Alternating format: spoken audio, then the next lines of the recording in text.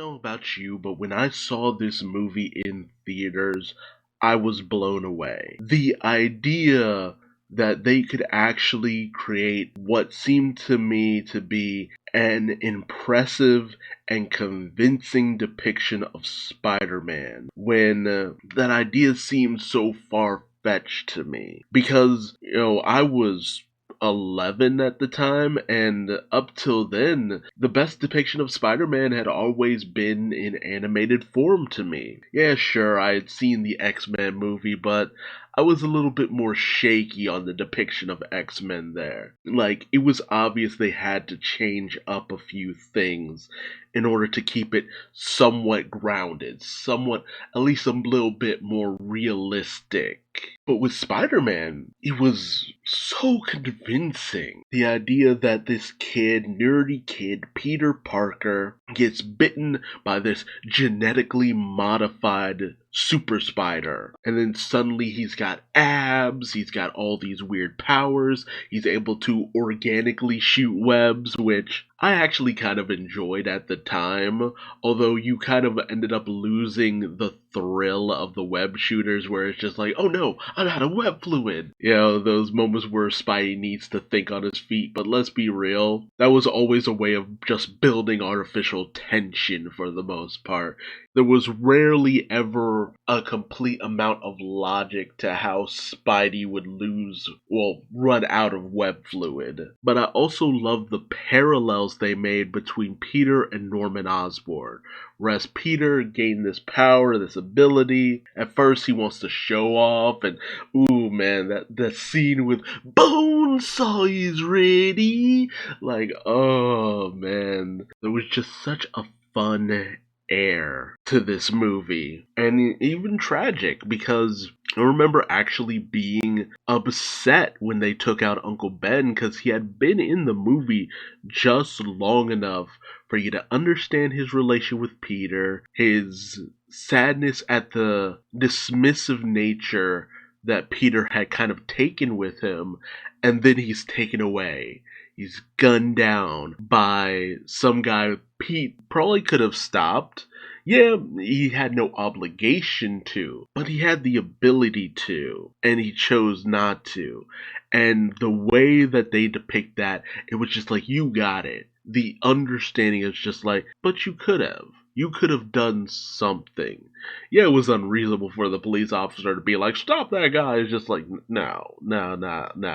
A normal person would have just been like, yeah, I'm not touching that guy's got a gun. But with the abilities that Peter has, as we see when he fights guys with guns all the time, he could have easily stopped that guy. And he chose not to. And it's just like, great power comes great responsibility. You let one criminal go here, who knows what untold damage and harm he could do later. Never let another Uncle Ben be taken out of this world. It was such a solid moment. And his interest in Mary Jane, how she seemed to have an interest in him, but he was never quite certain of himself, and there was this care and relationship and friendship going on between them, this kind of will they or won't they situation, and then the moment when Pete fully dons the Spidey outfit, and you're immediately like, that couldn't be made by just some kid living off of some part-time job. It's too intricate. And then in order to make money, he goes to Daily Bugle, and god damn it, if J.K. Simmons wasn't born to play J. Jonah Jameson, this movie just made it so that no one else could ever play this character and not be compared to J.K. Simmons. Because J. Jonah Jameson, he was kind of what J.K. Simmons was going for, but once you put J.K. Simmons in that role, it's just like, it solidified the direction that you needed for J. Jonah Jameson. And the funniest thing about it was just like, you couldn't not look at the pictures Peter got for Spider-Man and not think that it was either Spider-Man taking the pictures himself or it was someone who knew Spider-Man. But I meant to mention the parallels between Spidey and Norman Osborn. Whereas just like Spidey had taken this good turn, Norman took this dark turn because people were trying to basically bump him out of his own company. You know, he was this stressed figure who felt he was being wronged, so he ended up just taking it out on his board of directors after experimenting on himself in order to get the results that he needed. I mean, it's such a kind of tired trope at this point, and yet it was still a very interesting one, at least for the time. And say what you will about the Green Goblin outfit, I'm sorry, it looked intimidating, and it was probably the closest you were ever going to get to the Goblin appearance without making it look a little too corny. Like, if they can do the whole like rubber goblin mask that acts like an actual face and make it believable, more power to them. I would love to see it in an actual movie. But for what we got in this movie, it's just like, okay, hey, more power to you. This actually kind of works. And the split personality with Norman and the Green Goblin, just far out there, man. And that scene during Thanksgiving where Norman realizes Peter is Spider-Man because Pete has an injury that the Green Goblin had given Spider-Man. It just, oh, I love that moment of tension. It just lives rent-free in my head. And so, of course, the Goblin attacks on May, which is just like, how dare you? And then he kidnaps Mary Jane, and we have the moment on the bridge where he holds these children hostages, as well as Mary Jane, and chucks them off the bridge. That scene where you see in Spidey's eyes, where on one half you see Mary Jane, on the other half you see the kids. And I swear to God, it felt like Sam Raimi was just trying to make sure that you knew his Spidey was a better Spider-Man than the comic Spider-Man, because in a similar situation, Spidey ends up getting his girlfriend killed. By accident, mind you, but even still, like, the way Spidey manages to save both is just phenomenal. And their final battle is just so brutal, knockdown, drag out, and the way that it ends with Norman impaled, straight pulled out of the comics, but it's such a somber moment, and that really helped to just solidify the Spider-Man mythos, because it's just like, it's not a perfect win. It never is a perfect win for Spidey, especially during those comics from the 70s and 80s.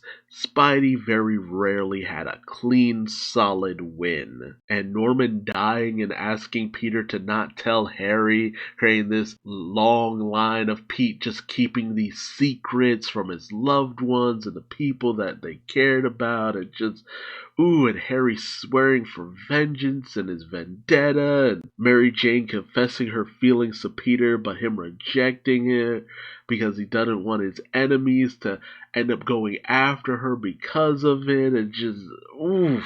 Like, it was fantastic. It was amazing. It was spectacular. There's just tones and theme that just resonate with Spider-Man, and they just got it down so solidly. This movie, there's just such a reason why it ended up being such a phenomenon when it came out. Like, if X-Men was the opening of the doors to just better superhero movies, specifically for Marvel, but even beyond that, like the next generation of superhero movies, Spider-Man went sprinting through that door, just slamming those doors open and just being like, out of my way, motherfucker, Spider-Man coming through. Like, I don't care what anyone says. Even with the dated CGI and all that good stuff, it just still solidly holds together even to this day. It hits all the necessary plot beats. It gets all the great points across. It does it all. And it's just a wonder that it's able to do that in 121 minutes, where it feels like nowadays you need more than that to get your point across. But no, it nothing feels wasted in this movie, at least to me. And dude, the moment this movie came out on DVD, I watched it constantly.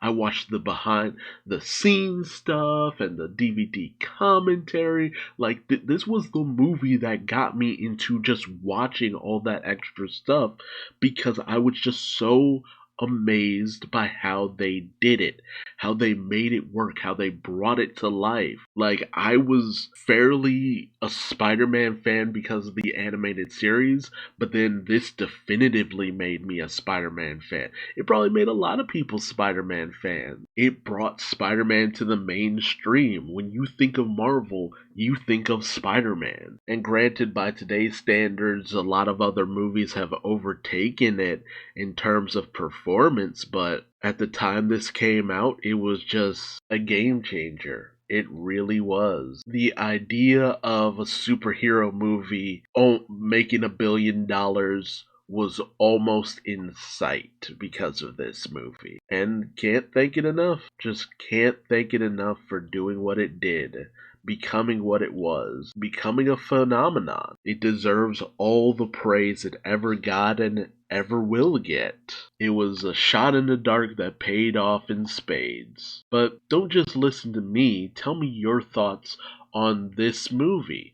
Did you love it? Did you hate it? When did you actually view it? Were you able to see it in theaters? Or did you only catch it when it was on DVD or maybe even television? I'm interested to hear from you. And if you like this video, please like, comment, subscribe, and hit the bell icon for notifications. Until next time, I've been Duuz-Diz-Din, and I will see you later. Bye-bye.